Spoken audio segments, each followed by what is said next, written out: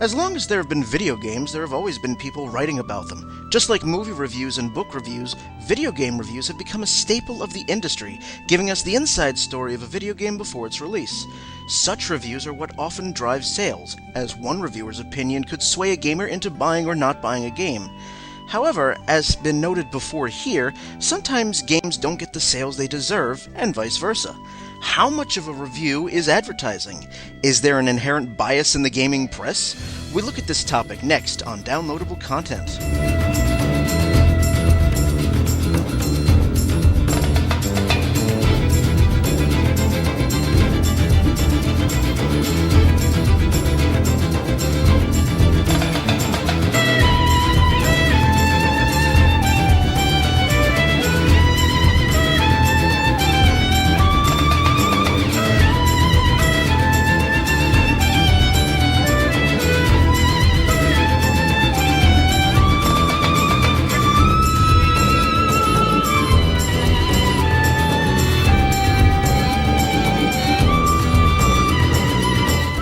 Everyone, and welcome to episode 22 of Downloadable Content. I am Brian, and with me today we have Nick. Hello. Ron. Hi. And a newcomer to the forum of the Madcap Madness known as Downloadable Content, we have Pat. What's up? Pat, who is from his website, popugamer.com, video game review site. So glad that you could take some time out of your day to join us. Oh, no problem. No problem. So on this episode, we are going to talk about essentially bias in the gaming industry. I seem to notice that there's a bit of it floating around. You know, some of you may have opinions more so than others, but I do seem to notice it. You know, particularly as games become more and more diverse, as games start to blur the lines of what has been traditional set standards, set genres. And it seems that there's now, you know, especially with the advent of the internet, there's a lot of opinions out there. There's a ton of opinions out there. Before, our reviews were primarily confined to video game magazines. Every one of the major consoles, major game makers have their own magazine. You have the official Nintendo, PlayStation, Xbox, and then you have magazines that are trying to cover a more broad range, like Electronic Gaming Monthly, Game Informer, Edge, Famitsu, what have you. But I seem to notice not just, you know, a bit of a bias where, especially say in one of the broader magazines like Game Informer, where it seems like they'll spend much more of their pages talking about PS3 and Xbox games as opposed to Nintendo, and then, you know, and vice versa. It's the reason why I have two magazine subscriptions. I have Game Informer, and I also subscribe to Nintendo Power, because I feel that Game Informer doesn't give me enough Nintendo news. Sometimes, you know, it seems that a magazine like Game Informer completely just shuts Nintendo out. Well, another nice thing about the exclusive magazines that you're talking about is that they'll cover some of the games that are not as well known. You know, some of the general gaming mags will just cover only the big name titles, whereas some of the exclusive ones will cover smaller titles. That's very true. That's an excellent point. I mean, you're not going to find a whole lot of, you know, for example, Nintendo Power will cover a lot of their downloadable titles, their DSiWare and their WiiWare titles, whereas you won't find that, you know, in a magazine like Game Informer or EGM unless it's a big downloadable game like, say, Sonic 4 Episode 1. Something like that. Right. Yeah, and that seems like, I don't know, it makes business sense, right, for these magazines. They're going to cover what's going to get them sales. And so, you know, you're not going to see a lot of the smaller titles on the cover. It's always going to be, you know, what sells the most, because, you know, they want their magazine to sell. And that's part of the inherent bias, right? That is definitely one definition of it. I mean, particularly in the case of, say, Game Informer, which is the parent publication of GameStop and EB, which, part of, their reviews are also, there's some advertising in there as well, because, again, this isn't an independent publishing or magazine company. This is a magazine that's, specifically tied to a business. Yeah, and every time you walk into GameStop, they're always hawking their GameStop Rewards program that comes with, a Game Informer subscription, right? Yes. Nick, you were ready to say something? I was, and then I lost it. Oh, well, congratulations. Yeah. Well done. But when that thought comes back, then, promptly give it to us. I don't think I'm going to be able to remember it. It was great, and then... Brian, what's your thought on Nintendo Power these days? I read Nintendo Power, and, I still like a lot of the coverage it gives. I mean, I still really, really like reading a lot of their reviews, but... lately it's kind of, they're really, really pushing, some of the upcoming technology. I mean, they're putting a lot of their eggs in, especially the 3DS. I mean, I don't own a 3DS. I mean, I know they're trying to sell the 3DS. But, I'm finding that the magazine is sort of slipping a bit in quality. I mean, after all, it's not really made by Nintendo anymore. They've kind of outsourced it a little bit. I think the periodical, the company that makes it now is called Future. But, the thing I find the most interesting about the magazine itself are their letters to the editor. Because, I read these magazines, I read these letters to the editor, and I'm like, wow. My perspective of gaming and your perspective of gaming is infinitely changed. I must be old. I mean, I turned 26 in a couple of weeks, so I'm reading these, I'm going, really? That's what you like in a game? I mean, I just got, funnily enough, the latest issue of Nintendo Power yesterday, and on the cover of this particular issue is a giant image of the upcoming Mario Kart game for the 3DS. Depressing? Just no more blue shells. Just no more. There'll always be blue shells.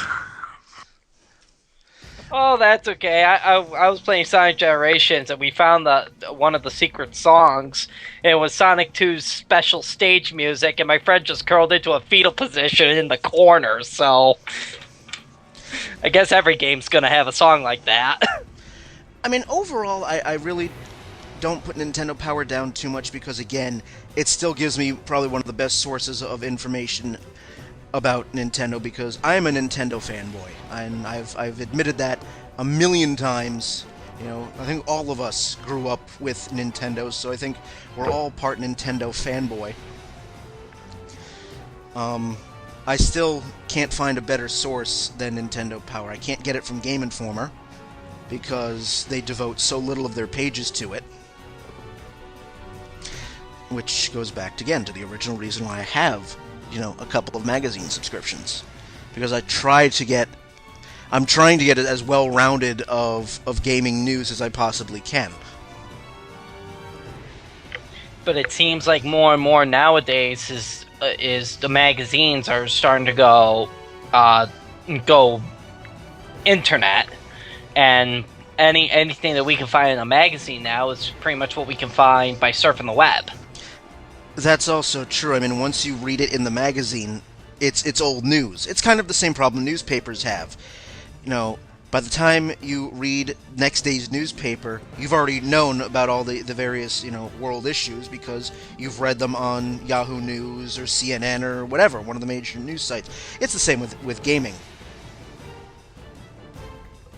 So then I guess the next question is why stick with magazines like Nintendo Power, magazines like EGM, when an internet search will get you the same results 2 weeks sooner?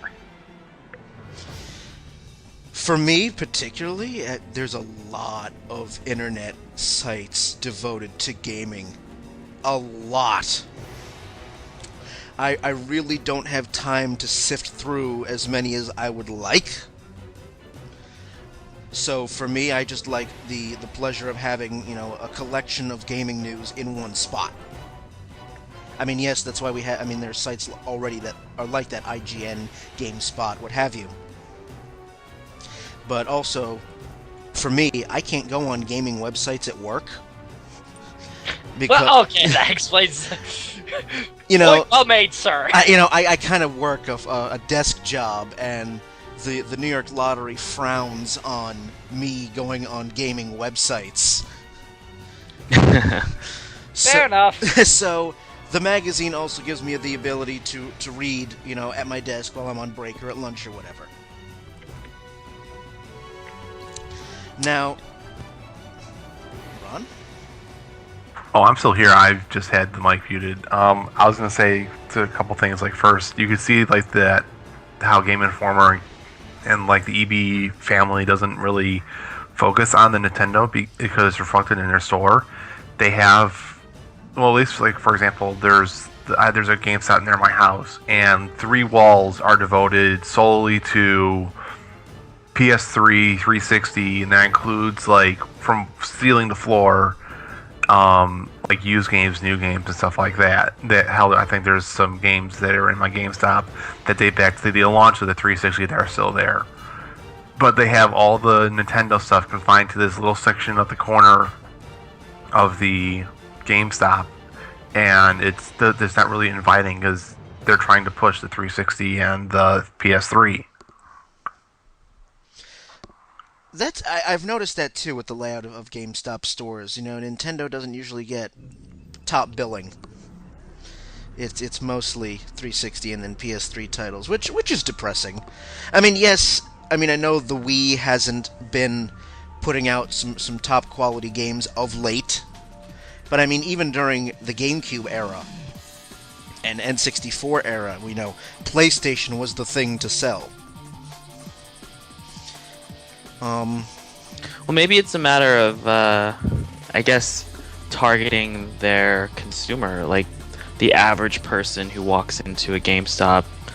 I mean, my assumption is, it kind of seems like they're more likely to buy an Xbox or a PlayStation game just because, the people with the money, the people who are able to purchase games are going to be, people like us, like guys who are, probably in their 20s, 30s, whatever it is. They have the money, and the majority of these guys are probably buying Xbox and PlayStation games, whereas Nintendo's always been a little bit more geared towards, a younger age group, and they're not the ones with, the money in their pockets, really. That is true. Nintendo still seems to be stuck on, the family-friendly stereotype, which helps and I think hurts it, because the stereotype that's been present for Nintendo for, since time began, it seems. You're not going to find Mario on a Sony system taking the crap out of zombies. It's just not going to work. Although I would love to see that. I would love to see Mario drop. That in a heartbeat. I would love to see Mario dropped into Raccoon City. But anyway, I digress. And yet the Nintendo, especially with the Nintendo market, I can't speak for every single GameStop, but the reason why the Nintendo shelves seem to be a little smaller is that the people who, educated people like us who enjoy the Nintendo games, we already know what we want, and we already have the methods of just going up and getting exactly what we want and leaving the store. We're in and out 5 minutes. The PlayStation 3 and the Xbox 360, because it's geared to more of the more of the gaming population that's not like you or me. They're gonna sit and they're gonna look at all the titles and go based upon what magazines would pretty much say or do, and the advertising of it, whereas we will dig a little deeper, try and find all the stuff that, every little thing about each title, just figure out if we want it or not. That's very true. I mean, especially since, here we are in our late 20s and whatnot. We already know what we like in a Nintendo game, so I agree wholeheartedly with that. I mean, when Skyward Sword's gonna come out, it's probably not gonna be that big of a display, because everyone who's gonna want Skyward Sword already knows it. They don't need to put out advertisements. They don't need to put out, pay off people or do something to, push the sales of this, because they know it's gonna sell. That's true. I don't know. Just a thought. Just a thought. Now, I want to shift gears a bit to video game reviews themselves. I will be the first to come out and say that reviews... I don't buy a video game based on reviews. Never have. Because I've always have been of the opinion that a video game review is just one person's opinion. And that, there have been times where a game has been reviewed poorly, but I've picked it up and enjoyed. And conversely, there have been games that have been reviewed very well that I've disliked. So, I don't particularly rely on one person's opinion when I go to buy a video game. Now, on the professional level, I mean, we have all these magazines, all these online sites who do it, and you have people who play and review video games for a living.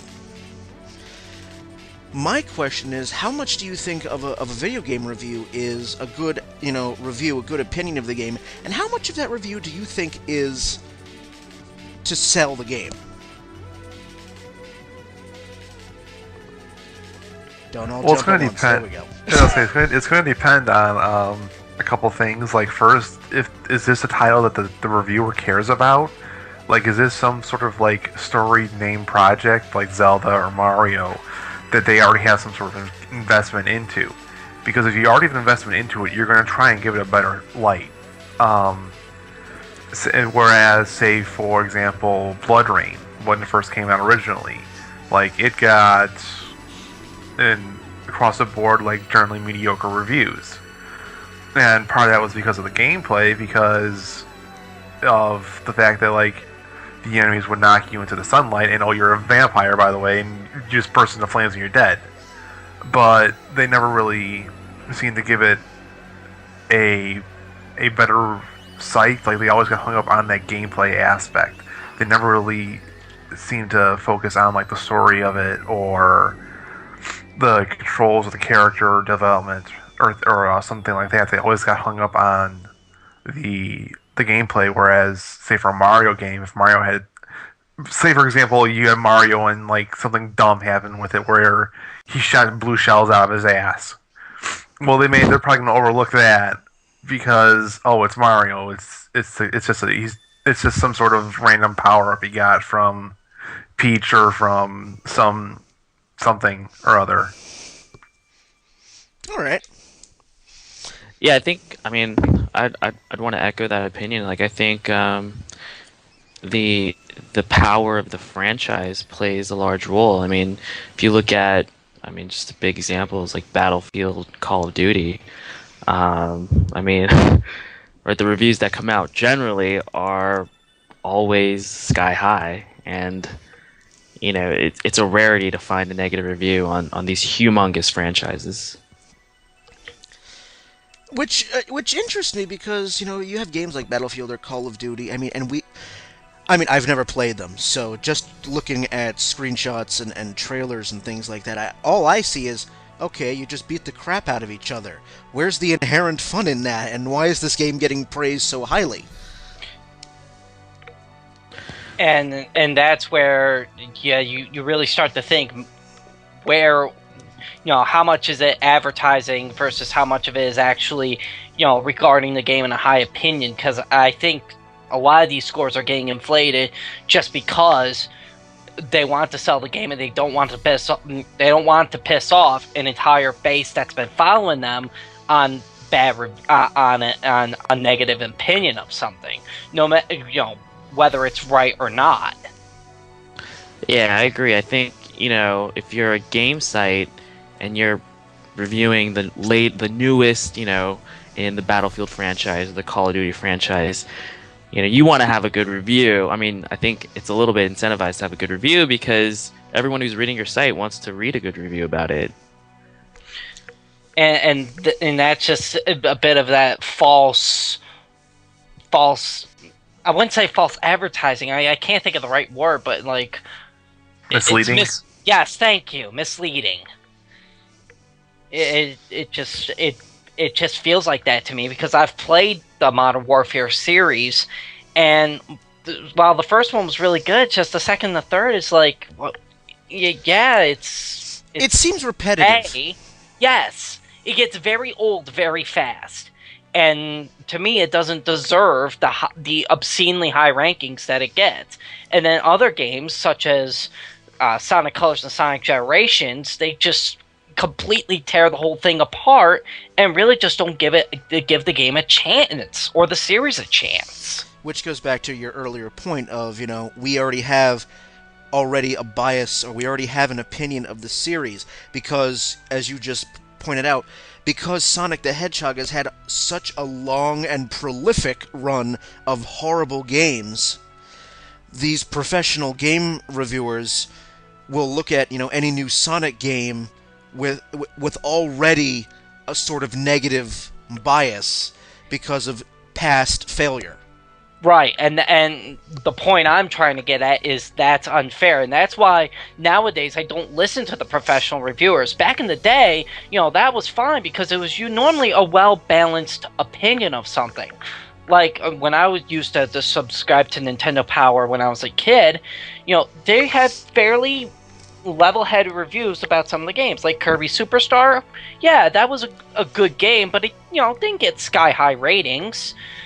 Whereas Donkey Kong Country 2 was through the freaking roof, and rightfully so, because it was a great game.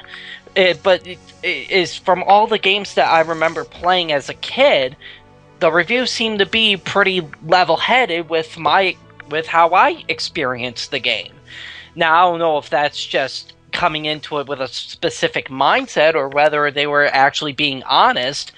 Who knows? I was, 10, 11, so that could be different, but right now it just seems these professional reviews is just they're just not reflecting what it doesn't reflect an average view. This was one thing that I liked about a magazine that's no longer in publication. It was called the Play Magazine, just PLAY. I think it was from 2001 to 2009. And originally they did the normal. They reviewed games across all platforms: PC, PlayStation, Nintendo, Xbox when they came out. But halfway through their run, they said, "You know what? We're gonna try something out. We're gonna stop with the number of reviews completely and just have it be the reviewer's opinion on why this game is good and why this game is bad."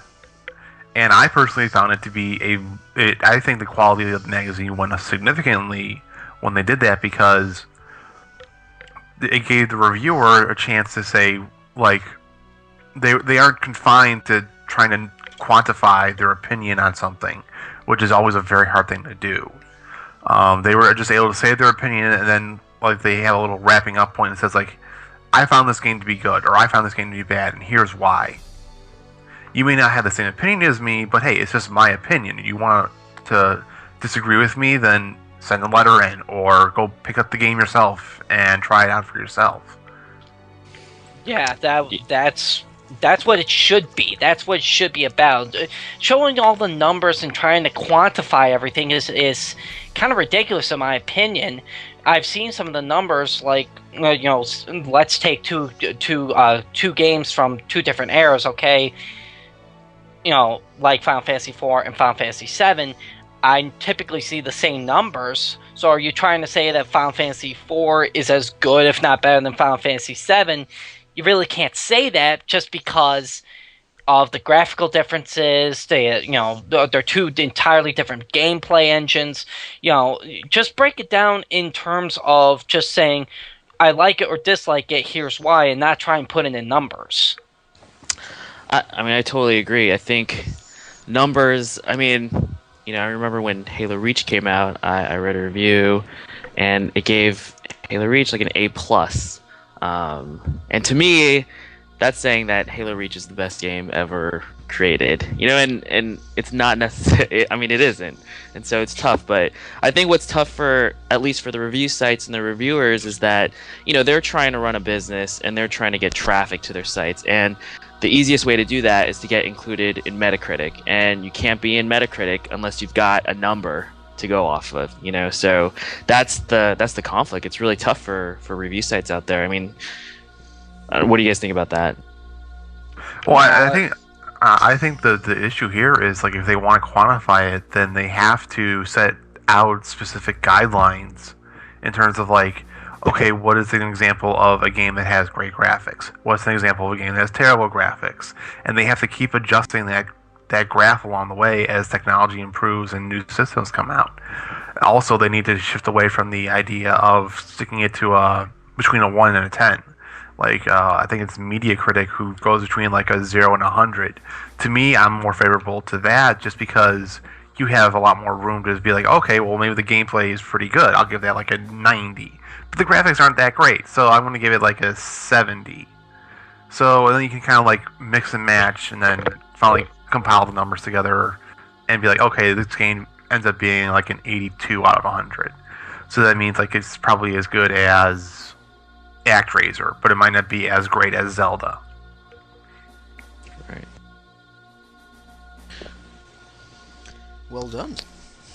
I personally like video game reviews. I forget who did this, because this was years ago.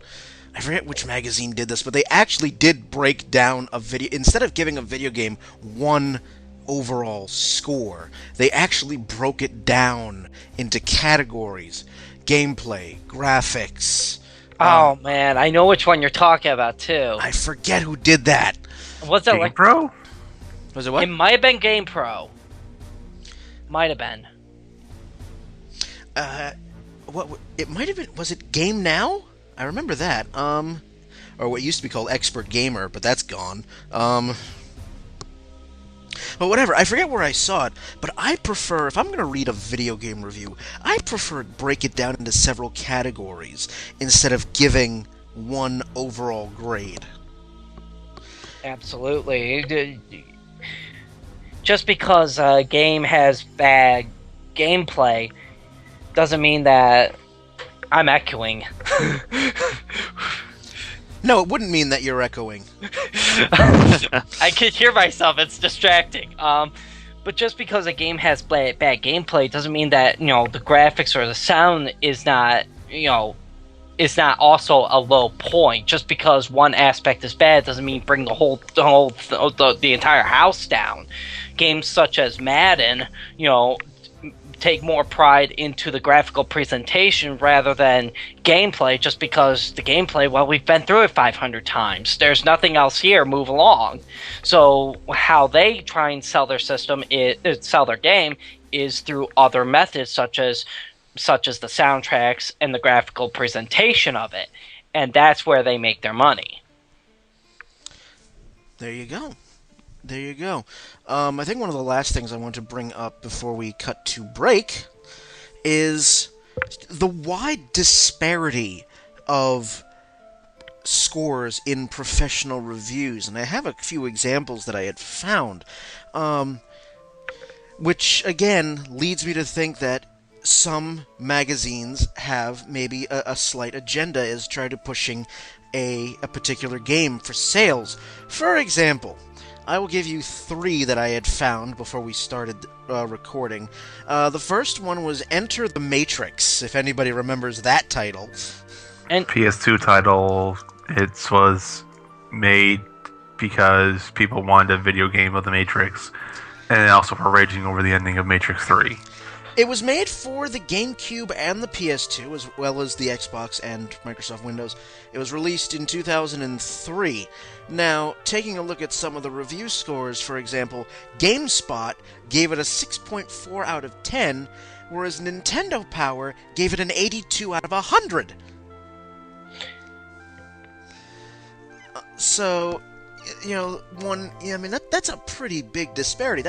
You're talking about a game that goes, one review site gives it a sort of a review, and then Nintendo Power gives it, an 82 out of 100 is a pretty good score.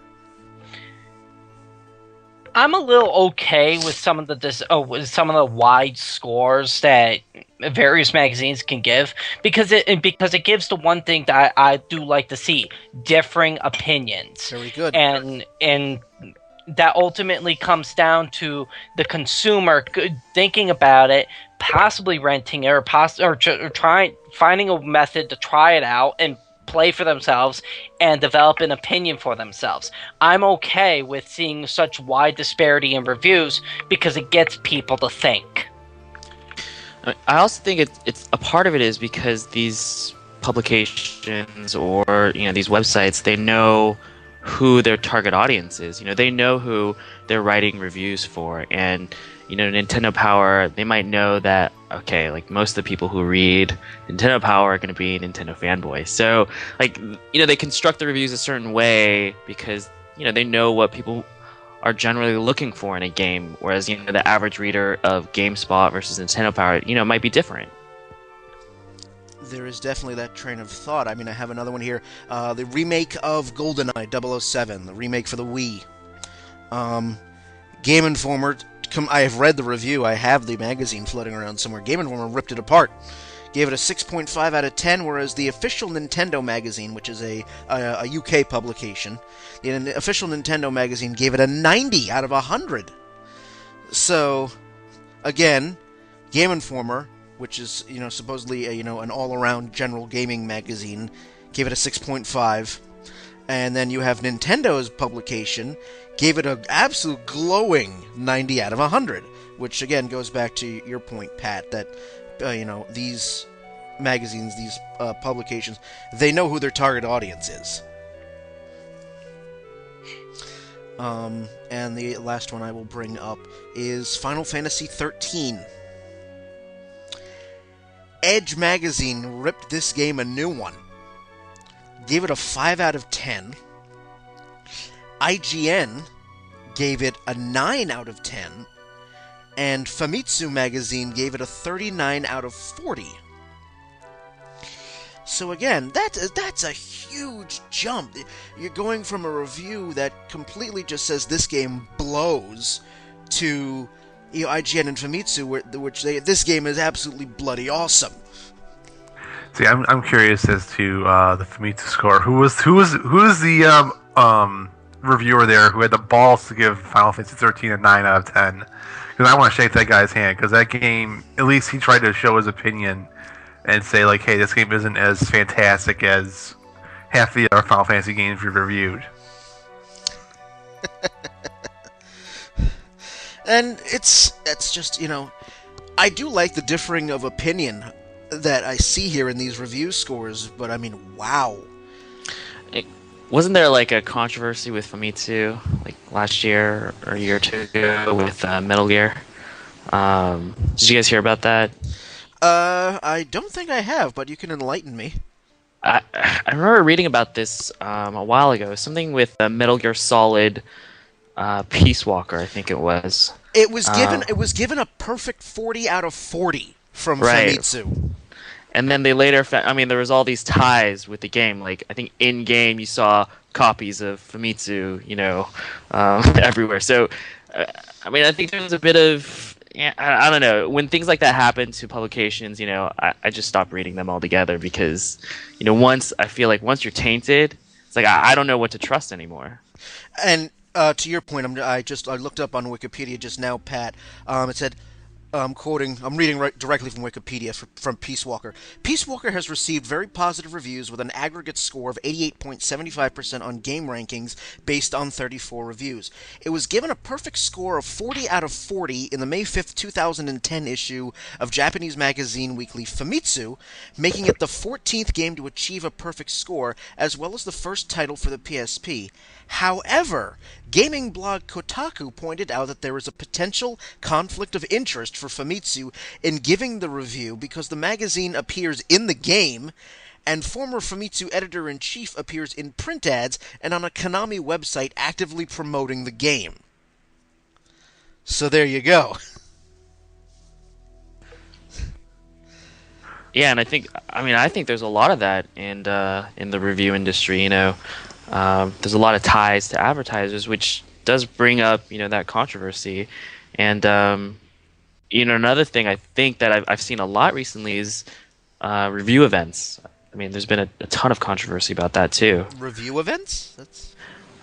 Yeah, like before the game's released, they invite reviewers out, and like I think there was big controversy with Call of Duty Black Ops, where they flew out a lot of the reviewers. They treated them to all expenses paid, like hotel, spa treatments, like the whole works. And in that setting, I feel like it's hard to write an objective review, after getting treated so well. Yeah, because this is them. This is the publishers, because the publishers know, like, Game Informer, IGN, and stuff like that. Like, they know that the review of a game can make or break their sales, and they're trying to butter their odds up as much as they can, and they're trying to get on the good side of the reviewer, so that way when the game does come out, they're like, oh well, the game may not be as fantastic as you guys are all thinking, but hey, I mean, like, I flew you out to California. I gave you like a nice spa treatment. Come on, give me a little forgiveness here, huh? Wink, wink, nudge, nudge. It kind of reminds me of the Penny Arcade comic, if anyone remembers that, where they get flown out by Bungie to a Halo 3 event. It's like, but we hate Halo. We've been tearing them a new one, but they're gonna give us a dinner, breakfast, lunch, and another dinner. Wait, 2 dinners? All right. Before, until they feed us, Halo 2 was awesome.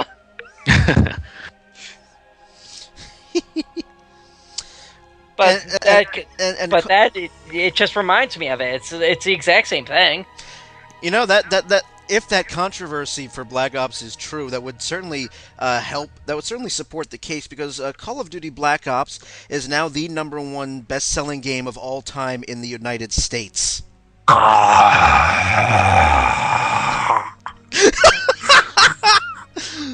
I second the remarks, sir. I got nothing against, like, Call of Duty series by itself. Perfect. I'm fine with the first-person shooter game. I don't mind the multiplayer. The story's fine, graphics are fine, everything like that. That's perfectly fine with me. Are there really that many dumb idiot fanboys who are going to go, oh my god, it's Call of Duty, and their pants explode out, and various other excrements, just because it's a shooting game? I'm depressed now. I'm depressed now that Black Ops is now the best-selling video game of all time. Just in the U.S. Just in the U.S. Oh, God. Actually, I think all time's Modern Warfare 2, just because of the fact that it got slightly better reviews overseas, and they sold more overseas than Black Ops did. I think I'm gonna sob my eyes out over the break now. That's utterly depressing. I drive up to Albany and offer you some of my whiskey, but that's too far of a drive. I've got half a bottle of Amaretto here. I'm good. Oh, okay. I'm good. We'll drown our sorrows during the break. All right. So far, some very good commentary. On our second half, we'll talk about review sites that are not professional. Review sites that let the casual gamer sound off about any respective game that they want, and we'll talk about to see if that has any effect on the industry. That will be on the second half of this episode of Downloadable Content. We'll be right back.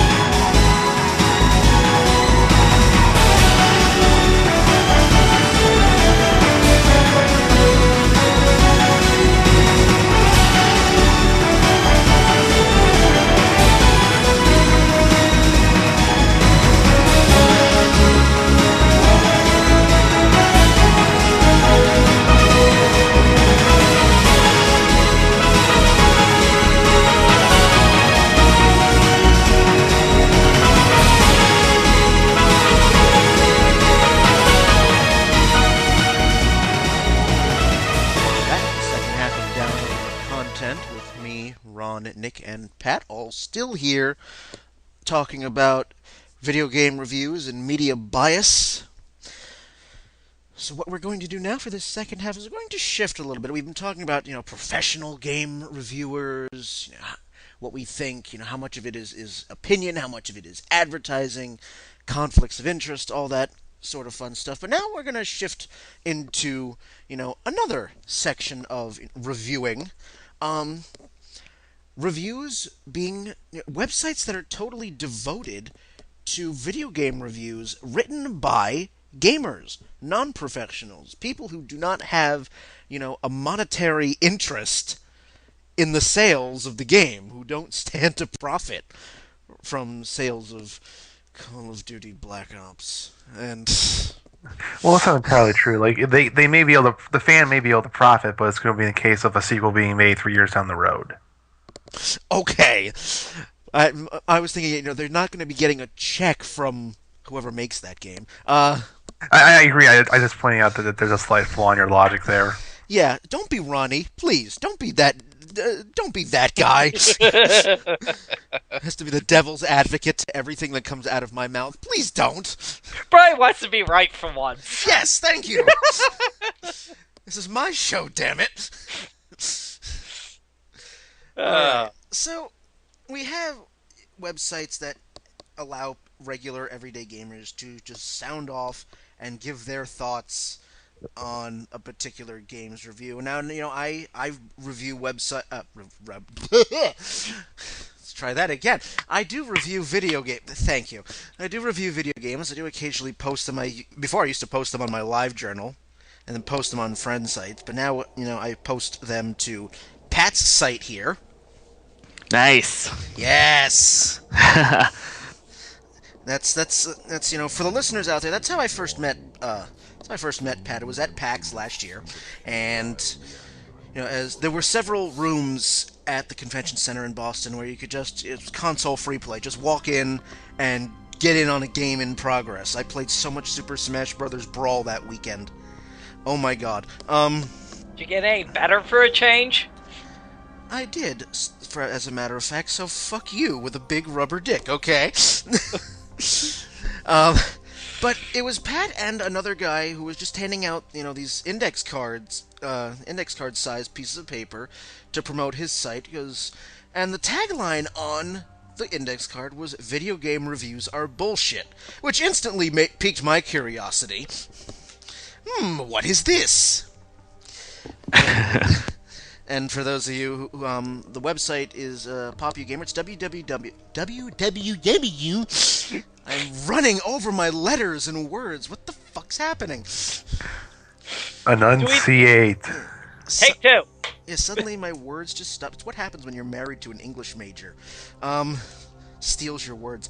www.popugamer.com. It's a website where anyone can sign up and submit reviews to any video game. Doesn't matter if the video game's 30 years old. You could still review it. It's not just new games, it's any game. I think I've written about 7 now for his site. So Nice. yeah. But we have these sites, Game Rankings, Metacritic. Those are sort of aggregate websites. Those Game Rankings and Metacritic are, I think, the two biggest ones that I've heard of. GameFAQs has a section where people can submit their own, members can submit their own reviews for each and every game. Yeah, but I'm talking about sites that are completely and utterly devoted to user feedback. Ah, gotcha. So not just like a do-it-all, but just specifically...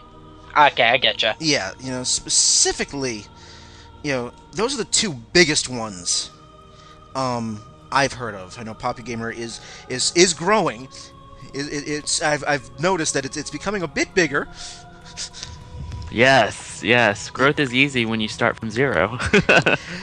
That's a very true statement, Pat. That's when you have nothing, the only way you could go is up. So good. Yeah. The only thing, Metacritic, surprisingly, is owned by CBS, which surprises me. There's the new thing we've learned today, everyone. Corporate sponsorship, woohoo! But it is a free site, and it's not just video games. Metacritic also does music albums, movies, TV shows, what have you. Game rankings, which is another giant one. It's just completely devoted to video games. Also owned by CBS. Big giant conglomerate here. Oi. But yes, these websites allow regular, everyday, casual gamers to go on and review video games. And, even though I don't base my video game purchases on reviews, be it professional or non-professional, it's still nice to see the differing opinions between what the pros say and what regular, everyday gamers say. The only thing that I find with some of the user reviews that I'm a little wary of is you want to make sure that it's not. It's either sometimes when I read reviews, it's either it's either all good or it's all bad. Really? There's some reviews when you read about a certain game, you'll just see a whole bunch of 9 out of 10s or 8 out of 10s, and then you'll see a couple of them that are just 1s and 2s, and you read some of them, and there's just absolutely no basis at all. So there is a few things to be careful about when checking out some of the user reviews, but you find some of the writers, like such as yourself, that give very level-headed reviews. They're some of the greatest resources of information you can about a specific review. Generally, the hardest thing to do with a review is to separate yourself and be an objective, unbiased person, because you've already invested time into this product. You're going to have some sort of care for it, whether you like it or dislike it. The best reviewers are able to, they can quantify their opinion and set it aside completely and be like, okay, here's my opinion of, just be me being a fanboy, but I can also look at this objectively and be like, okay, the gameplay is pretty good, soundtrack's okay, but the story's fucking awesome. Right. Well, that's what I do when I write a review. I try to break it down as, into different categories as possible. I mean, I'm a big fan of, say, the Dragon Quest series, but I have no problem ripping a game's aspects apart when it's absolutely necessary. See Dragon Quest 2. But, You'll never get over that, will you? Absolutely not. Absolutely not. That game was work. There were some good redeeming factors about it, but the last part of the game, no. Absolutely not. But we won't go there, otherwise we'll be here for 3 hours while I go on to a hell-bent rage about the final section of the game. But again, I digress. Now, what's the appeal of a review site by non-professionals as opposed to the professional websites like IGN and whatnot? I mean, I think, at least for Poppy Gamer, our aim was, to avoid kind of the professional bias and just have everyday gamers giving their opinion. But I think, a lot of other review sites that do have professional reviews include user reviews too, but most of the time, I mean, to be frank, they're crap. You've got a bunch of people spewing out just utter crap, and it just becomes a mess. There's no way to really filter out the good reviews. And so, I mean, I think my philosophy is that, everyone's a different type of gamer, and there's going to be certain people that you end up, you like their reviews. Like, they're a similar gamer to yourself. And so what you want to do is, you want to be following all the games that they're reviewing and all the games they're playing. And so that's kind of where we're trying to go toward, is just being able to follow particular users' reviews.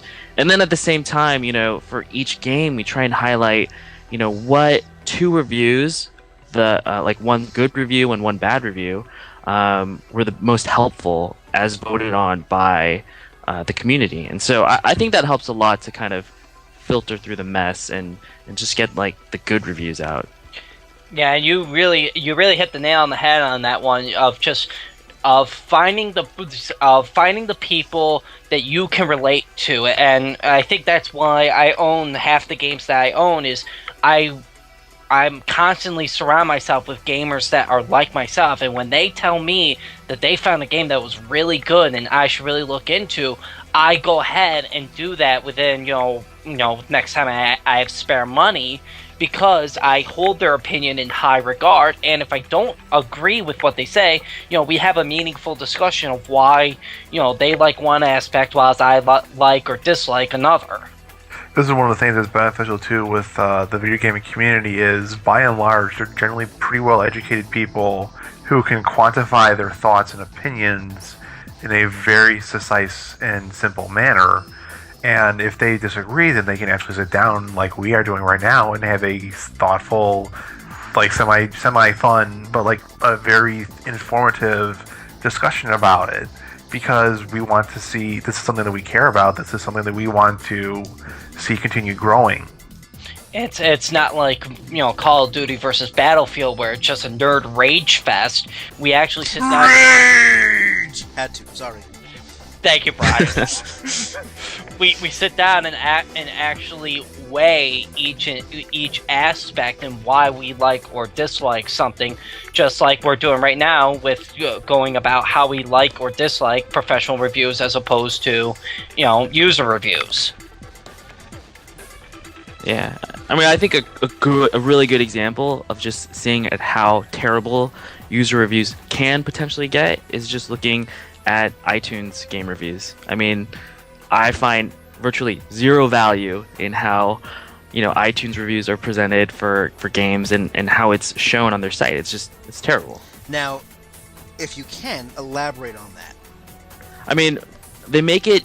I mean, I think the problem is that they make it way too easy for someone to write anything, and it's just going to be the first review that you see. There's really no filter for good reviews versus bad reviews, and most of the time people are just spewing crap. They're just saying this game sucks, it's the worst, and that's all they say. There's nothing more to it than that, and I mean, I think that's the problem. Well, have you yourself personally run across anything like that on your own site? Yes, there definitely have been reviews that have been submitted that are clearly not good, and I mean the hope is that the community goes in there and gives the crap reviews the thumbs down, and so it gets pushed to the bottom so that nobody sees them. And I mean that's kind of the hope, is that the community helps out to find the good reviews and to find the good reviewers. But you're gonna get those kind of reviews, good or bad, no matter where you go, and in just like what Pat's saying about his site is that positive or negative, it all falls back to the feedback and finding the people who are willing to say, yeah, I like this. It's objective versus fanboyism. Yeah, I think it's tough finding people out there who share your game tastes, and it's easy when you have a group of friends and you kind of surround yourself with them, but online I think it's much harder. And like one of the things I like that we do at Poppy Gamer is every user has this, you can input your top 10 list of all-time favorite games, and once I see that and I look at a user's profile, like I know if they are kind of a kindred spirit or if we're totally off, and I'm never gonna like any of the games they review. It sounds like you have a lot of very neat aspects in there, and to anyone out there, it's definitely worth paying a visit. It's definitely an interesting site. Like I said, I've submitted already a handful of reviews, and got a gift card in the process. But that wasn't because that wasn't a conflict of interest. Pat, trying to grease my palm by saying, "Here, write a good review about this game or you die." But this wasn't like a cake or death sort of situation. It was just it's actually it's very interesting to read the differing opinions, though. I mean, it makes for a much more, I feel, complete picture of a game, because again, a non-professional grouping of reviews, again, there's no profit to be made. There's no Metal Gear Solid Peace Walker Famitsu controversy, where, Konami is in bed with Famitsu or anything like that. I think there's also like professional reviewers. They're playing these games differently. I mean, for us, I could be playing a game for months before I have enough, information to be able to write a good review. Where professional reviewers are on a deadline. They've got to finish the review, oftentimes, in a week or a weekend, right? They've got to get it out before the game is actually released so that they can attract readers. And so I think in that sense, they're definitely playing the game differently than a regular gamer would. Right, they have to, bang through it. I'm not working in the professional review industry. I don't know whether a game reviewer receives a full finished copy of the game, or a partially complete game, or a demo. But you're right. Generally, what the game reviewer receives is, if say for example it's a game that's been worked on for a while, they may receive not the gold copy. That's generally the copy that's in the gaming industry. That's what gets sent off to the disc printers and stuff like that. They may receive a finalized beta where there may be a couple game bugs in the game, but the entire game content's there and all the stories there, and they generally play that. Which means that they really don't have the time to sit and enjoy and savor the experience, or stumble through the frustrating aspects of the game. Yeah, because literally, a game reviewer for, say for example, Game Informer, they may have to review 2 or 3 games, and they have a word limit count. They have the editor send off the first draft to, and then a second draft, and then a revised draft, and then they gotta make sure the word count's all down. They gotta make sure that if it's some sort of large name game like Skyrim or GoldenEye or Call of Duty, they gotta make sure every word is chosen specifically in a certain manner or set in a certain way, because they're trying to sell the product. Whereas with a fan, they have all the time in the world. Yeah, they have all the time in the world, because they can spend an entire year, for example, playing Final Fantasy 13. And then coming up with a 30-page document explaining why this game is good, or why this game is bad, or why this game has some good aspects, and the world exploring is really shitty. Which is how I've always felt for years. That's how you should do a review, is finish the game. I don't write a game review until I'm done with the game. I don't like the whole, rush this, let's get it out the door, let's get this reviewed, and hopefully we can sell this game, and, unlike that, which is another reason why I prefer, non-professional reviews, because again, the reviewers typically have all the time in the world to get this game, so they can, absorb all the different nuances or, rage-inducing aspects to write about it. But again, you do run into that problem, as the case with any review site, whether it's video games, books, movies, TV, what have you, where you have to try to not let your fanboyism get in the way. So, but it is out there. I mean, also not just reviews, word of mouth. Talking to your friends about it. I know, Nick, you mentioned that a little while ago. Instead of just posting your review for all to see. I mean, there's also word of mouth. And this is where social media can take advantage of it, because beforehand, word of mouth can only spread to maybe 100 people. Now with Facebook and stuff like that, you could potentially see your word of mouth go from, we'll say, I'm in Chicago, so I could see my word of mouth go from Chicago all the way to San Francisco. That's a big mouth. Yeah, exactly. That's a very big mouth. But yes, social media, I think, definitely now has a giant role in assisting. Now, do you think that all this stuff, social media, non-professional game reviews, do you think that actually has an effect on the industry? Do you think it's as powerful as to make or break a game's sales like a professional review does? I think it definitely depends on the circumstances, and it boils back down to already knowing your expectations and what kind of a gamer you are, and if you can find what's around you, gamers around you that that have similar tastes to you, that's gonna make you more likely to buy the game. Whether or not that's gonna actually boost sales, I wouldn't say it's going to be as big of a swing as some of the big name publishers, because the big name publishers, let's pick IGN for example, they get they'll. I'm trying to remember which game this was. I think it was Final Fantasy X, if I'm not mistaken, maybe 12. But it got a fantastic review. But if you go to the main site, all along the borders, you see advertisements for the same game. It's like, really?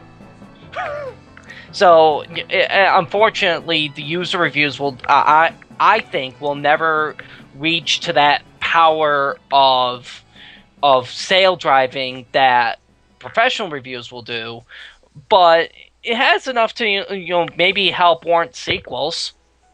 I think I agree. Like, I don't think user reviews will ever be able to, even move the needle on a Call of Duty release or a Battlefield release or a Halo release. But I think now with kind of like with Xbox Live, with mobile and tablet games, there's a lot more opportunity for independent game developers, small-time development studios who can release their games directly to the public. And I think that's where user reviews can be really impactful, is for the smaller-time game developers. Ooh, that is an excellent brilliant point. Brilliant. Yeah, because think about.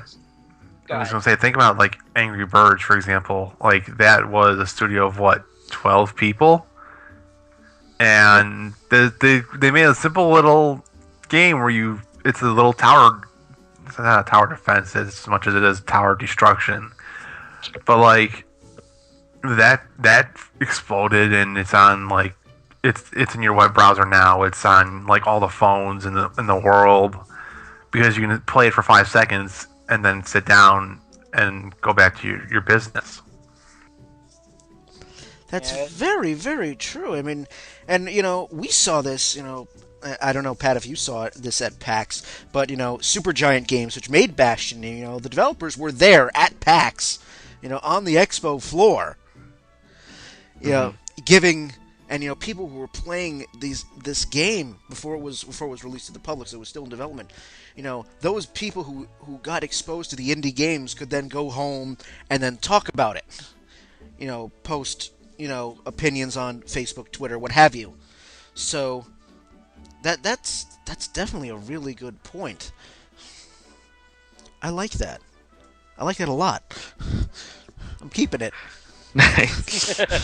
Tucking it away, feeding it, nurturing it, loving it as your own. Oh, yeah, that's true.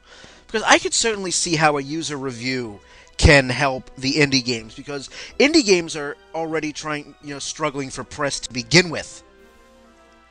I mean, I have yet to see an ad for, say, Bastion in Game Informer for starters. Right. And only the most inane and ridiculous seem to even make even small time press like joystick.com. They might press an indie game or two, or once a week, but it's not nearly to the point of mass media. This is also a chance too for like people who like, not just indie developers, but people who like the mod community who make mods for like Minecraft or Portal or something like that. Because did you guys see the article? This would have been like a couple months back, about the guy who proposed to his girlfriend with a custom Portal 2 mod. I heard about that. Yes. I have not. Enlighten me. Okay, so this guy was going to propose. He's going to propose to his girlfriend, and she's like this. She's a very new gamer. She's kind of new to the whole gaming scene, and he's been in it for a while. But they started doing the co-op mode in Portal 2, and she just fell in love with it. And he was like, okay, well, I'm going to make my proposal to her with a Portal 2 game. And so he went out to the gaming community and said, hey, is there anyone out there who can help me with like this idea I have in mind. And some people got together and said, hey, what do you need help with? And he explained his idea. And they're like, oh, okay. Yeah, we could do that. And then even better is Valve heard about this, and then they got the person who does the voice of Gladys, and she helped out with this as well. And you actually have Gladys saying custom words throughout this entire game for this guy's proposal. Wow.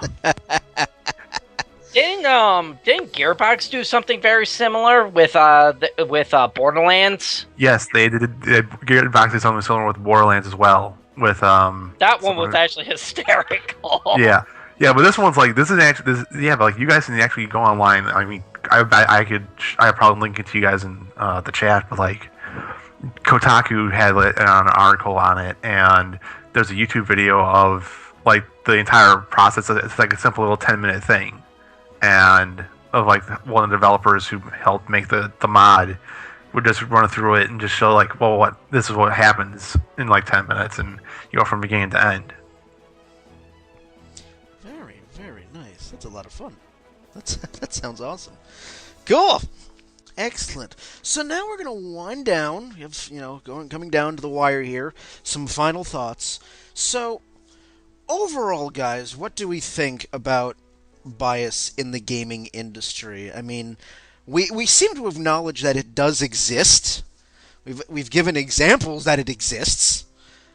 So how does a potential gamer, how does one, if they're going to try to buy a game, what do you think is the best course of action? Do you think checking out several review sites, check out several review sites, watch trailers for the games, read up on development of the game if at all possible, because generally for a lot of these games you can go to like Game Informer or something like that for like a lot of the AAA games and hear about the development cycle in terms of like what the people thought about adding and what they thought about taking away, and you generally have meetings with the editors and the producers and stuff like that. Just try and get as much information as you can about the game before you decide to make your purchase, because games are still expensive nowadays, and people in this economy especially really are trying to find corners they can cut, and gaming is generally one of the things that gets cut, and they cut back on their spending. Yeah, I agree with you completely there, Ron. It all comes down to being well informed and being knowledgeable and not making and learning to and even more so than that, learning from your mistakes. I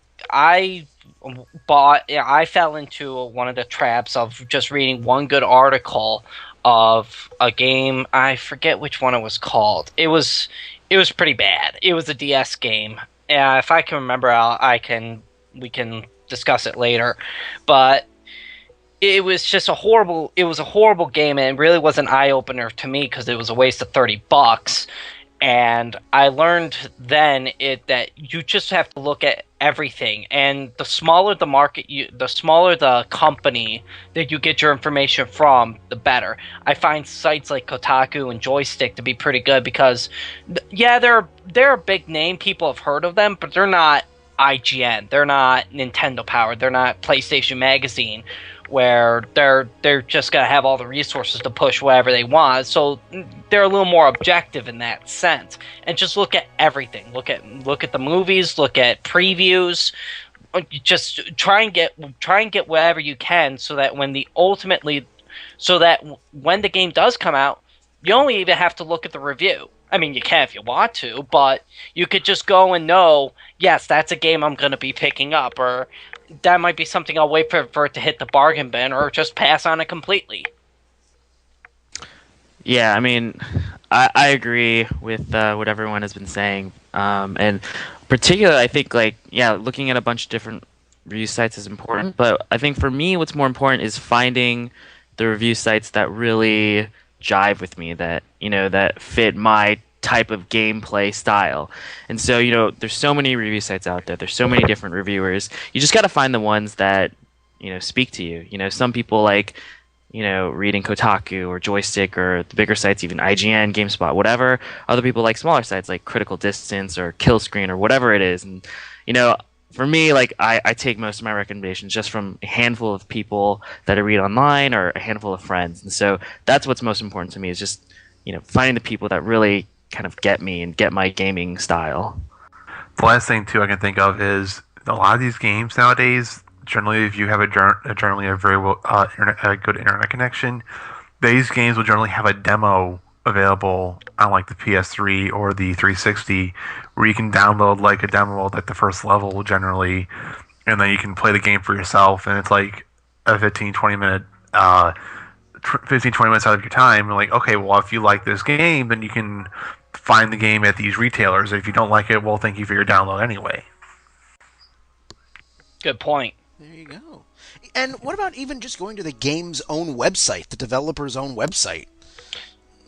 I usually forget to go. The issue there too is like they're generally trying to sell the products. So they're going to try and they may have a couple like paragraphs explaining like various in-depth classes or story or something like that.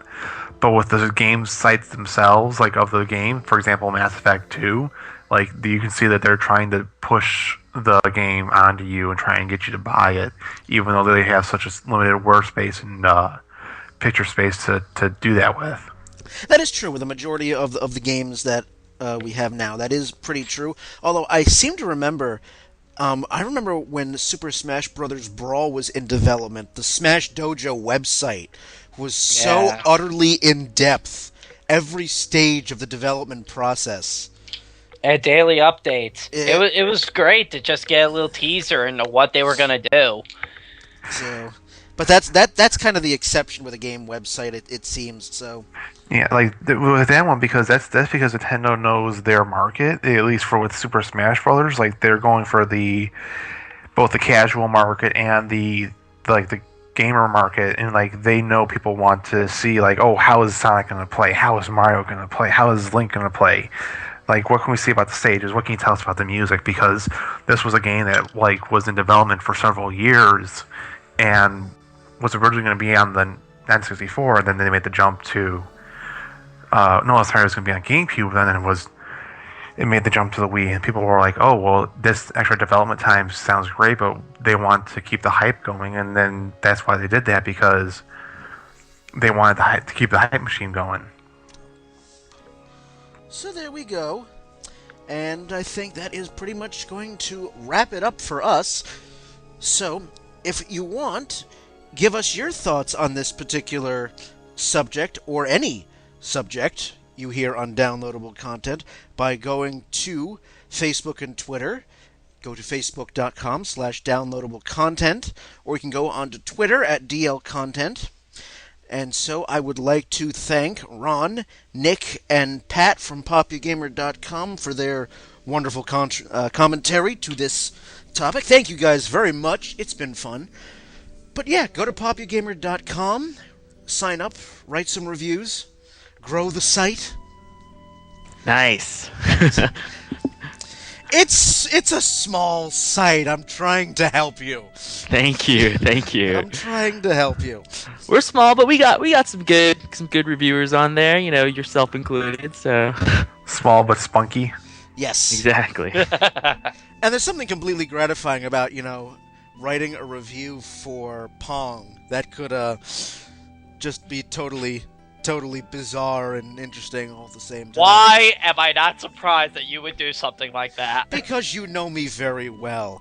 Have a good one, everybody!